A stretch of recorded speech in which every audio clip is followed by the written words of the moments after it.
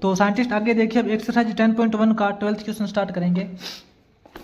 12th question के अंदर देखिए, इसने फंक्शन दे रखा है अपने को। जो फर्स्ट फंक्शन दे रखा है 1/5 + 3 cos x, इसका हमें x के रिस्पेक्ट में इंटीग्रेशन करना है। तो इसका जो फर्स्ट फंक्शन है वो नोट करते हैं। इसने लिमिट दे रखी है 0 to π/2, ठीक है। और फंक्शन क्या है आपका, dx/5 + 3 cos x। तो साइंटिस्ट इस टाइप के फंक्शन को देखो कैसे इंटीग्रेट करेंगे। अगर आपको याद है तो मैंने आपको जो एक्सरसाइज 9.10 करवाई थी पिछले चैप्टर के अंदर, उसके अंदर मैंने आपको वर्किंग रूल लिखवाए थे कि जब अपने पास फंक्शन होता है 1/a cos x + b या फिर 1/a sin x + b, इस टाइप के अगर कोई फंक्शन होते हैं तो उनका इंटीग्रेशन कैसे करते हैं। मैंने आपको 3 वर्किंग रूल लिखवाए थे।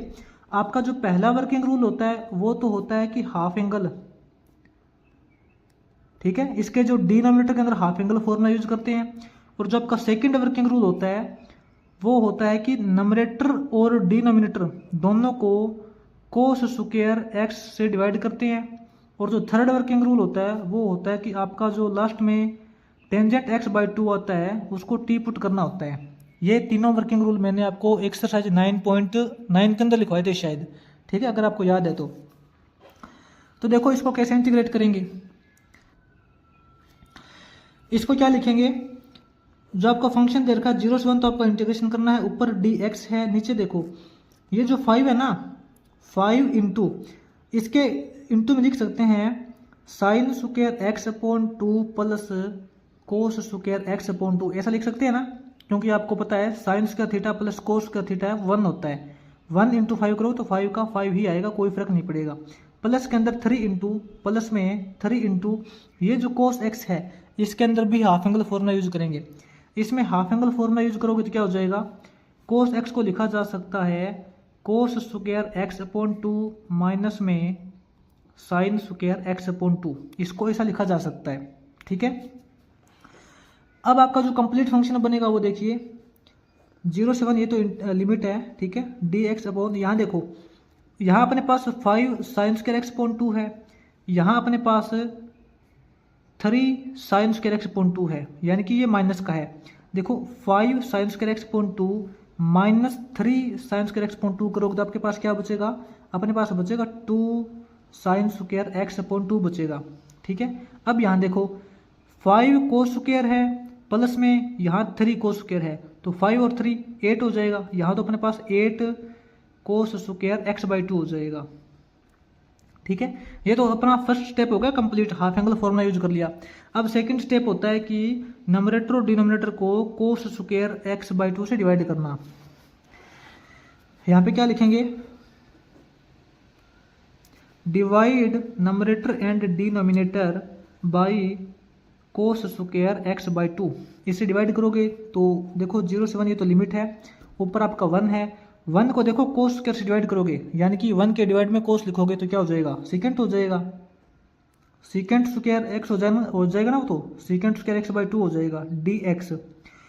और अब देखो इसको जब आप cos स्क्वायर से डिवाइड करोगे क्या हो जाएगा, 2 साइन स्क्वायर को cos स्क्वायर से डिवाइड करोगे तो क्या हो जाएगा, साइन अपन cos क्या होता है, टेंजेंट होता है, तो वो आपका हो जाएगा टेंजेंट स्क्वायर x/2 प्लस में इसको cos से डिवाइड करोगे cos स्क्वायर से तो कट जाएगा, अपने पास प्लस में 8 बचेगा, ठीक है। अब आपके पास देखो ये फंक्शन बचा है। अब इसके अंदर क्या करना है, यहाँ आपको मान लेते हैं कि आपका जो टेंजेंट x/2 है वो t है। अब आपको टेंजेंट x/2 को t पुट करना होता है, ठीक है।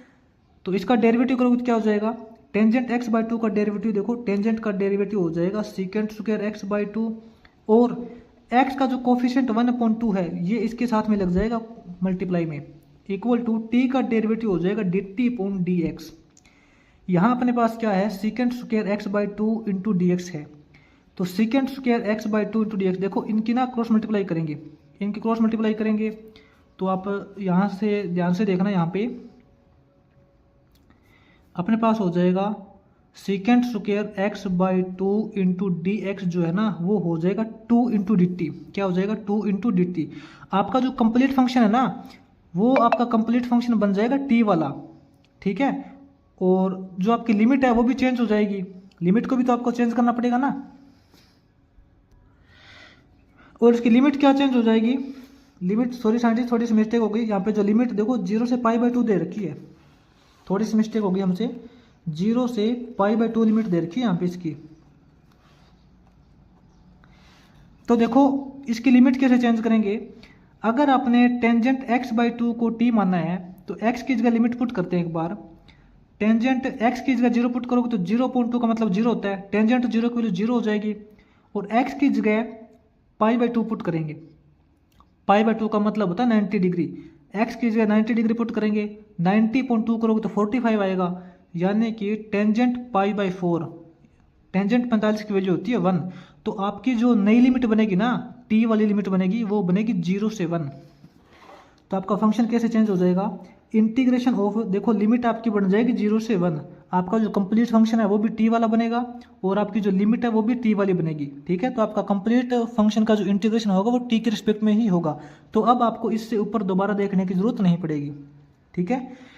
तो यहाँ देखो secant square x/2 into D x, इसकी जगह तो देखो 2 dt पुट कर देंगे, 2 इंटू dt पुट कर देंगे, नीचे क्या बनेगा 2 इंटू, जब आप टेंजेंट x/2 को t बोल रहे हो तो इसका स्क्वायर करोगे तो ये t² हो जाएगा, प्लस में ये 8 है, प्लस में ये अपना यहाँ पे 8 दे रखा है, ठीक है।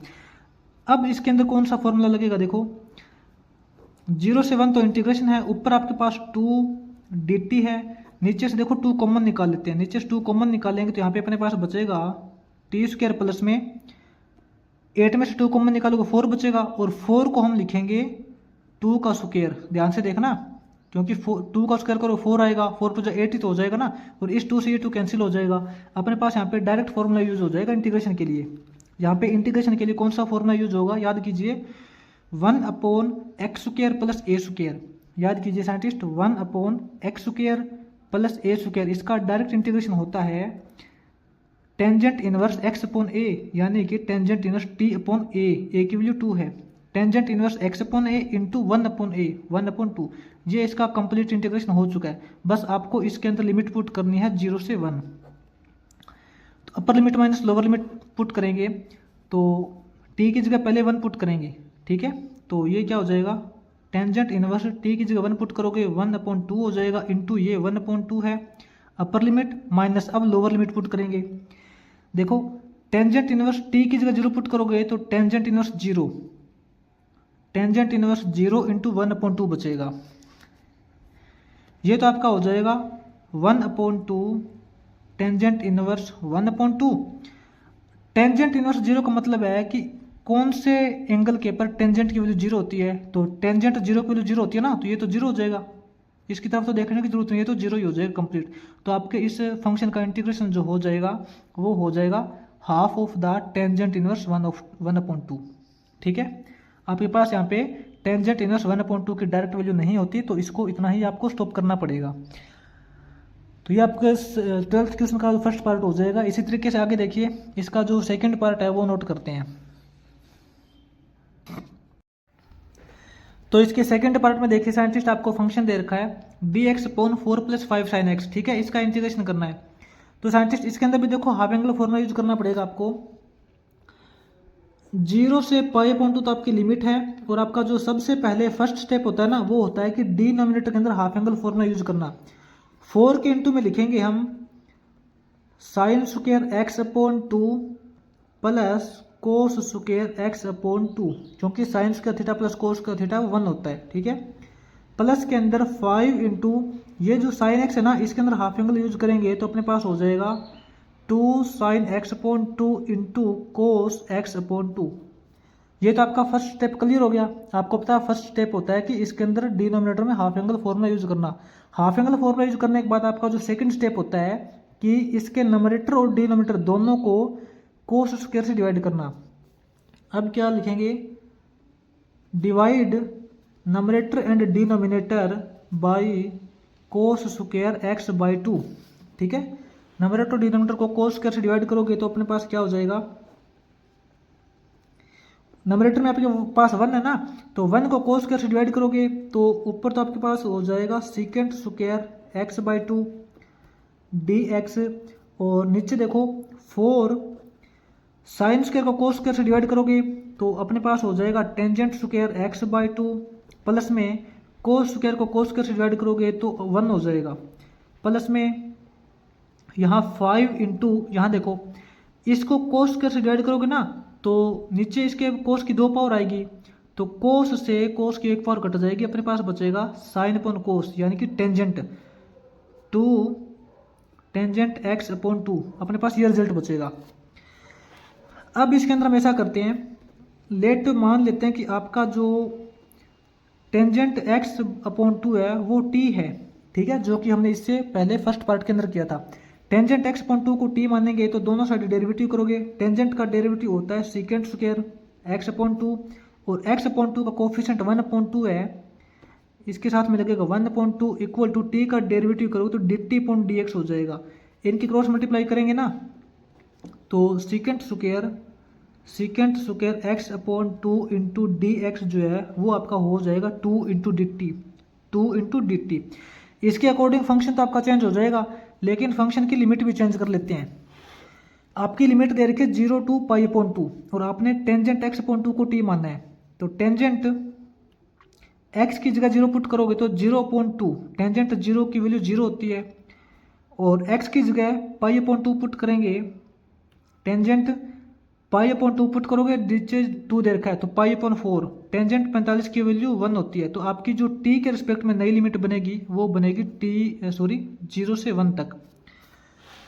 तो आपका जो नया फंक्शन बनेगा वो किस तरीके का बनेगा, लिमिट तो आपकी बनेगी 0 से 1 और ऊपर देखिए आपके पास जो secant square x/2 into dx है, इसकी जगह तो देखो आपका 2 dt आ जाएगा, 2 इंटू dt हो जाएगा, और नीचे अपने पास देखो टेंजेंट की जगह t पुट करेंगे ना तो टेंजेंट स्क्वायर का ये t स्क्वायर हो जाएगा, अपने पास हो जाएगा 4t स्क्वायर प्लस में 4 इंटू 1 करोगे 4 हो जाएगा, प्लस में 5 टू जा 10, यहाँ t हो जाएगा, ठीक है। इसको इस तरीके से सोल्व करना पड़ेगा। अब साइंटिस्ट आपने देखा होगा कि नीचे कंप्लीट स्क्वायर बनाएंगे, लेकिन कंप्लीट स्क्वायर बनाने से पहले यहाँ पे जो टी स्क्वायर का कोफिशिएंट है वो 1 होना चाहिए। इसमें ऐसा करते हैं, नीचे से यहाँ 4 कॉमन निकाल लेते हैं, ऊपर से ये वाला 2 बाहर निकाल लेते हैं, ठीक है, अंदर अपने पास dt रहेगा, नीचे से 4 कॉमन निकाल लेंगे तो यहाँ अपने पास टी स्क्वायर बचेगा, प्लस में यहाँ से 4 कॉमन निकालोगे 10/4 करोगे तो यहाँ पे 4/2 रहेगा, 5/2 हो जाएगा t, प्लस में 4 में से 4 कॉमन निकालोगे 1 बचेगा, ठीक है, और इसकी जो लिमिट है वो 0 से 1 है। अब इसके अंदर देखो कंप्लीट स्क्वायर बनाना पड़ेगा, ये जो 2/4 है ये तो आपका 1/2 रह जाएगा, 0 से 1 आपकी लिमिट है, t के रिस्पेक्ट में आपका फंक्शन है। कंप्लीट स्क्वायर कैसे बनेगा, जो आपका t का कोफिशिएंट है 5/2, ठीक है, कंप्लीट स्क्वायर बना लेते हैं, t square plus 5/2t plus 1, t का जो कोफिशिएंट है 5/2 इसका हाफ करोगे 5/4 हो जाएगा, इसका स्क्वायर करोगे 25/16 हो जाएगा, यानी कि इसके अंदर अपने को 25/16 ऐड करना है और 25/16 माइनस करना है। आपको कंप्लीट स्क्वायर बनाना अच्छे से आता है, ठीक है। तो यहाँ देखिए टी स्क्वायर इसको लिखेंगे t प्लस में 25/16 को लिखोगे 5/4 का कंप्लीट स्क्वायर, इसका स्क्वायर ओपन करके देख लेना, टी स्क्वायर प्लस में 25/16 प्लस 2 ab करोगे ना तो 2 से ये 4 कट जाएगा, अपने पास 5/2t बचेगा, ठीक है, और अपने पास यहाँ क्या बचा है 1 माइनस 25/16, इसको एलसीएम लेके सोल्व करेंगे, 16 इंटू 1 करोगे 16 माइनस 25, 16 माइनस 25 करोगे तो माइनस का 9/16 बचेगा, 9/16 को लिखेंगे 3/4 का स्क्वायर। आपको कंप्लीट स्क्वायर बनाना अच्छे से आता है, ठीक है ना।